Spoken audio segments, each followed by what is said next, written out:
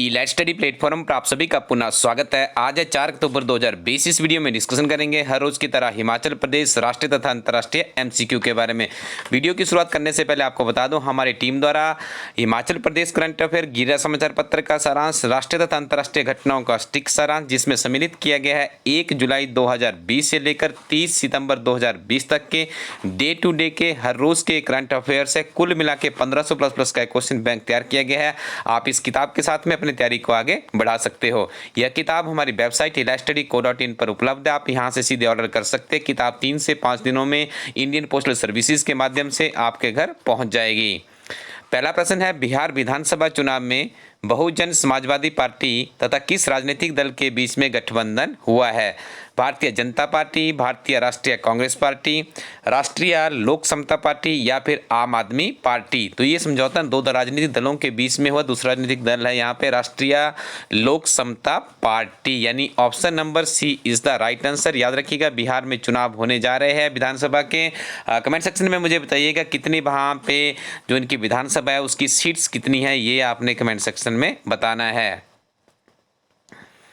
बिहार से संबंध रखने वाले राजनीतिक दल हिंदुस्तान अवाम मोर्चा को वर्ष 2020 विधानसभा चुनावों में क्या चुनाव चिन्ह दिया गया है? कढ़ाई, कुल्हाड़ी, झाड़ू या कैंची। तो इस प्रश्न का सही उत्तर है कढ़ाई। याद रखिएगा, जो ये राजनीतिक दल बना हिंदुस्तान अवाम मोर्चा, इसे कढ़ाई चुनाव चिन्ह दिया गया है। और इस दल के बात करें यदि हम, हिंदुस्तान अवाम मोर्चा के जो अध्यक्ष का नाम है जीतन राम मांझी।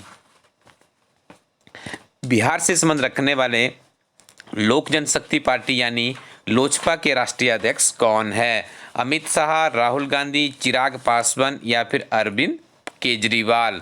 तो इस प्रश्न का सही उत्तर है ऑप्शन नंबर सी, चिराग पासवान। इनके राजनीतिक दल का नाम क्या है? लोक जनशक्ति पार्टी। देखिए, प्रश्न आपको इस तरह से देखने को मिल सकता है, यहाँ पे पॉलिटिकल पार्टीज का नाम लिखा होगा, आगे उसके अध्यक्ष का नाम लिखा होगा। बहुत बार ये प्रश्न देखने को मिलते हैं हमें इस तरह के, तो आपको उनके नाम भी मैच करने होते हैं। तो आप इन सारे प्रश्नों को इंपोर्टेंट कैटेगरी में रख सकते हो।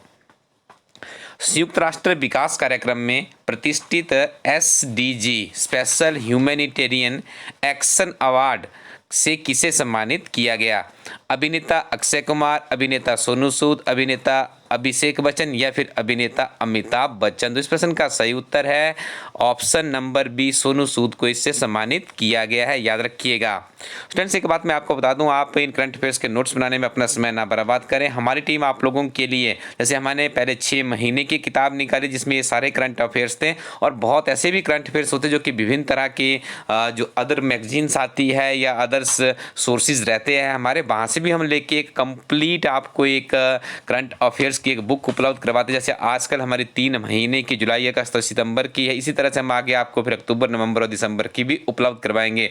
यहाँ पे आप लोगों ने सुनने हैं और अपने मेमोरी में रखने हैं। रिवीजन के लिए आपने उस किताब की सहायता करनी है, तभी आपको सफलता जल्दी से मिलेगी। चतुष्कोणीय गठबंधन देशों के समूह क्वाड में कौन कौन से देश शामिल है? जरा पहचानिए इन 4 ऑप्शनों में से कौन सा इसका सही उत्तर हो सकता है। मैं आपको बता दूं, यहाँ पे इस प्रश्न का सही उत्तर है भारत, जापान, अमेरिका और ऑस्ट्रेलिया, यानी option number B is the right answer. याद रखिएगा, जो क्वाड जो एक ऑर्गेनाइजेशन, जो एक संगठन बना है, ठीक है, इसमें जो 4 देश है, ये प्रश्न पहले भी पूछा जा चुका है, एक बार तो HS में पूछा जा सकता है, छोटी परीक्षाओं में भी ये प्रश्न पूछा जा सकता है। तो इसके जो 4 देश है, भारत है, जापान है, अमेरिका है और ऑस्ट्रेलिया, आपने इसको याद रखना है। Option number B is the right answer. Hind Mahasagar क्षेत्र में चीन के बढ़ते प्रभाव को घेरने के मकसद से चतुष्कोणीय गठबंधन देशों के समूह क्वाड के विदेश मंत्रियों की 6 अक्टूबर 2020 को कहां पर कूटनीतिक वार्ता होगी? अमेरिका के न्यूयॉर्क शहर में या फिर चीन के वुहान शहर में, जापान के टोक्यो में या उपरोक्त में से कोई नहीं? इस प्रश्न का सही उत्तर है ऑप्शन नंबर सी, जो ये बैठक का आयोजन होगा जापान के टोक्यो शहर में होगा। 6 दिसंबर 1992 को बाबरी मस्जिद के ढहा जाने के समय उत्तर प्रदेश के तत्कालीन मुख्यमंत्री कौन थे? सर्बानंद सोनोवाल, आचार्य देवव्रत, श्री कल्याण सिंह या योगी आदित्यनाथ। तो इस प्रश्न का सही उत्तर है ऑप्शन नंबर सी, 6 दिसंबर 1992 में जब उस बाबरी मस्जिद को ढहाया गया था, उसमें जो वहाँ के मुख्यमंत्री थे श्री कल्याण सिंह थे। आपने देखा हाल ही में लाल कृष्ण आडवाणी, मुरली मनोहर जोशी जैसे दिग्गज नेताओं को भी जो एक स्पेशल कोर्ट बनाया गया था उसके द्वारा बाइज्जत बरी कर दिया गया है। बाबरी मस्जिद ध्वस्त मामले में किस विशेष न्यायाधीश द्वारा फैसला सुनाया गया? विजय कुमार यादव, अजय कुमार यादव, सुरेंद्र कुमार यादव या फिर सुनील कुमार यादव? तो इस प्रश्न का सही उत्तर है सुरेश कुमार यादव, यानी option number C is the right answer. नया गश्तीपोत fast patrol vessel ICGM Kanaklata Barua को आधिकारिक रूप से किसमें शामिल किया गया?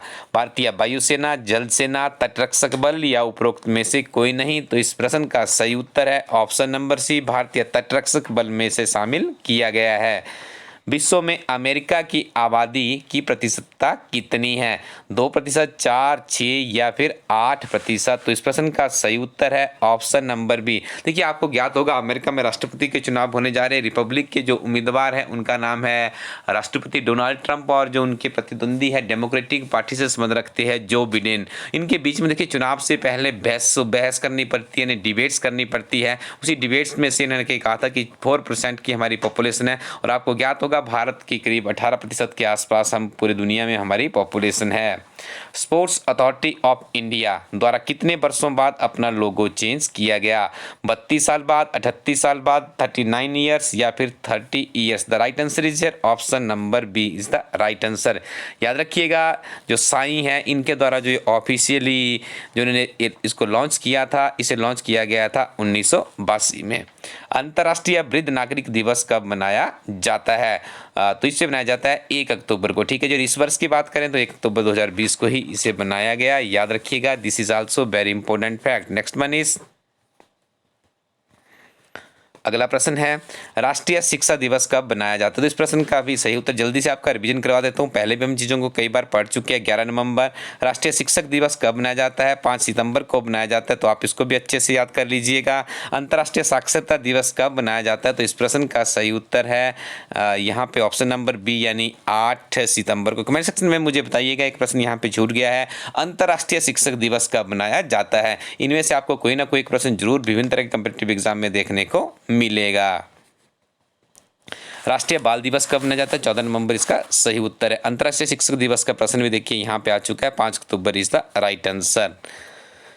आगे डिस्कशन करेंगे हिमाचल प्रदेश के बहुत ही महत्वपूर्ण MCQ के बारे में। 3 अक्टूबर को याद रखिएगा, एक हिस्टोरिकल इवेंट है हमारे छोटे से प्रदेश के लिए। इसलिए है क्योंकि रोहतांग जो टनल है जिसका नामकरण किया गया है अटल टनल रोहतांग, उसका इनॉग्रेशन किया गया, जनता को समर्पित किया गया भारत के यशस्वी प्रधानमंत्री श्री नरेंद्र मोदी जी द्वारा। तो याद रखिएगा, बहुत से उसके ऊपर प्रश्न है, उसके ऊपर हम आपके लिए एक सेपरेट वीडियो लेकर आए जिसमें पूरा फुल कवरेज करेंगे। कम्पिटिटिव पॉइंट ऑफ व्यू से जरूर आपको अटल सुरंग से 1 या 2 प्रश्न देखने को मिलेंगे। कांगड़ा जिला में कहां पर ट्राइबल भवन का निर्माण किया जा रहा है? शाहपुर, नूरपुर, धर्मशाला या ज्वालामुखी? तो इस प्रश्न का सही उत्तर है ऑप्शन नंबर बी, नूरपुर में इसका इसे बनाया जा रहा है। याद रखिएगा, वर्तमान में श्री जो राकेश पठानिया है इनका संबंध भी जिला कांगड़ा से है, और इनके पास जो मंत्रालय है वन, खेल एवं युवा मंत्री है श्री राकेश पठानिया। पहले जो डिपार्टमेंट था श्री गोविंद सिंह ठाकुर जी के पास था, लेकिन अब इनका परिवर्तित कर दिया गया है। हाल ही में हिमाचल प्रदेश के किस जिला द्वारा इंतकाल और भूमि निशानदेही करवाने हेतु ऑनलाइन सर्विस शुरू की गई है? कांगड़ा, मंडी, कुल्लू या लाहौल स्पीति? तो इस प्रश्न का सही उत्तर है ऑप्शन नंबर बी, मंडी में शुरुआत की गई है। याद रखिएगा, मंडी पहली E-डिस्ट्रिक्ट बनी है जिसकी विभिन्न तरह की जो एक्टिविटीज़ एडमिनिस्ट्रेशन की वो ऑनलाइन घर बैठे ही वहाँ के लोग उन सेवाओं का लाभ उठा सकते हैं। धौलासिद्ध जल विद्युत परियोजना किस जिला में स्थित है? मंडी, किन्नौर, हमीरपुर या फिर Solan? This is a very important question. यह योजना देखिए याद रखिएगा हमीरपुर जिला में है, और हमीरपुर जिला की एकमात्र योजना है जो कि वहाँ पे जो जल विद्युत परियोजना लगाई जा रही है। 66 इसकी मेगावाट की कैपेसिटी है, इसे भी याद रखिएगा। रन ऑफ द रिवर किस्म की यह परियोजना सुजानपुर से लगभग 10 किलोमीटर डाउन स्ट्रीम में धौलासिद्ध में ब्यास नदी पर स्थित है। देखिए कितने प्रश्न आपके बन गए। धौलासिद्ध कहाँ पे है जी? सुजानपुर से 10 किलोमीटर किलोमीटर आगे है, ब्यास नदी पर स्थित है, 66 मेगावाट इसकी कैपेसिटी है। और देखिए रनर ऑफ द रिवर किस्म की यह परियोजना, ये नाम भी आपने याद रखना है। इस परियोजना में 195 मीटर लंबा 70 मीटर ऊंचा कंक्रीट ग्रेविटी डैम होगा। बांध से लगभग 20 किलोमीटर तक एक जलाशय का भी निर्माण किया जाएगा। इसके अलावा 161 क्यूमेक्स के डिस्चार्ज का उपयोग 2 इनटेक के माध्यम से किया जाएगा। SJVN लिमिटेड के अध्यक्ष, देखिए इनके द्वारा इस परियोजना को बनाया जाएगा, याद रखिएगा SJVN इसको बनाएगी। और वर्तमान में जो इसके अध्यक्ष है वह प्रबंधक है, उनका नाम है श्री नंदलाल शर्मा जी। याद रखिएगा 27 अक्टूबर 2008 को हिमाचल प्रदेश सरकार और इनके बीच में MOU हो गया था, लेकिन जो इसके ऊपर फाइनल सहमति बनी है, जो इन्वेस्टर मीट हुआ था, तो भारत के प्रधानमंत्री नरेंद्र मोदी की गर्मा में स्थिति में 25 सितंबर 2019 को इसका फाइनली MOU साइन हुआ था। और अब इस परियोजना के काम होना भी शुरू हो गया है। सारे फैक्ट याद रखिएगा, बहुत ही महत्वपूर्ण फैक्ट है, किसी न किसी कम्पिटिटिव एग्जाम में यहाँ से भी आपको एक प्रश्न जरूर देखने को मिलेगा। मयाड़ त्रिलोकनाथ मडंगरा तिनन वैली किस जिला में स्थित है? कुल्लू, किन्नौर, चंबा या Lahaul Spiti? The right answer is यार लाहौल स्पीति। मैंने आपको कहा कि जैसे अटल टनल का वहाँ पे इनॉग्रेशन हो रहा है सुर्खियों में, तो इस तरह के पहाड़ियों के नाम भी वहाँ पे सुर्खियों में है, तो यहाँ से भी प्रश्न आपको देखने को मिल सकता है। याद रखिएगा पूर्व प्रधानमंत्री एवं भारत रत्न स्वर्गीय अटल बिहारी वाजपेयी के घनिष्ठ मित्र स्वर्गीय टसी दाबा उर्फ अर्जुन गोपाल के छोटे बेटे रामदेव कपूर द्वारा 3 अक्टूबर 2020 को किस सुरंग से यात्रा की?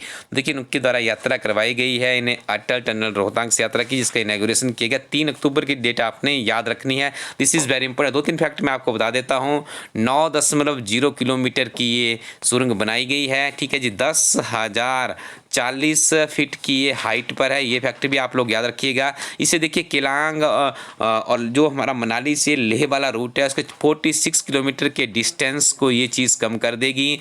BRO के द्वारा इसका निर्माण किया गया। ऐसे बहुत ही महत्वपूर्ण हम आपके लिए क्वेश्चन में लेकर आने वाला हूँ। कमेंट सेक्शन में थोड़ा सा इंकरेज कीजिएगा हमें कि क्या हम रोहतांग अटल सुरंग के ऊपर आप लोगों के लिए एक अलग से वीडियो लेकर आए, ताकि आपका विभिन्न तरह के कम्पिटिटिव एग्जाम्स में कम से कम 2 प्रश्नों का सीधा लाभ आपको मिल सके। स्टूडेंट्स आपको बता दें हमारी टीम के द्वारा बहुत सी किताबें भी तैयार की गई। इन किताबों में से बहुत से प्रश्न विभिन्न तरह के कम्पिटिटिव एग्जाम में सीधे सीधे पूछे जा रहे हैं, क्योंकि ये किताबें ऐसे शिक्षकों के द्वारा तैयार की गई जिन्होंने खुद बड़ी बड़ी परीक्षाएं क्वालिफाई की है।